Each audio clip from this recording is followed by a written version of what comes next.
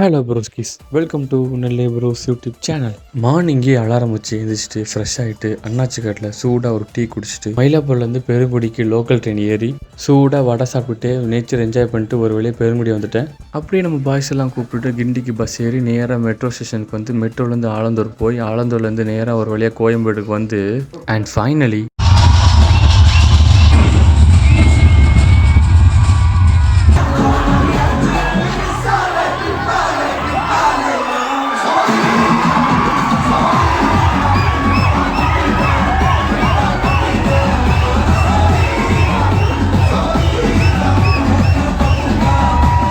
ரிவ்யூஸில் நிறைய பேர் first half ஸ்லோவாக போகுது, செகண்ட் ஹாஃப் நல்லா இருக்குன்னு சொல்லியிருந்தாங்க. ஆனால் எனக்கு பர்சனலாக ஃபஸ்ட் ஹாஃப் ரொம்பவே நீட்டாக ஸ்டோரிக்கு ஏற்ற மாதிரி கரெக்டாக தான் கொண்டு போயிருந்தாங்க. அப்புறம் அஜித்துக்கும் த்ரிஷாவுக்கும் இருக்கிற லவ் போர்ஷன் ரொம்பவே சூப்பராக இருந்துச்சு. அர்ஜுனோட இன்ட்ரோவும் சரி, ரெஜினாவோட இன்ட்ரோவும் சரி, அப்புறம் ஆரோட இன்ட்ரோவும் சரி, 3 பேர் இன்ட்ரோவும் சூப்பராக பண்ணியிருந்தாங்க.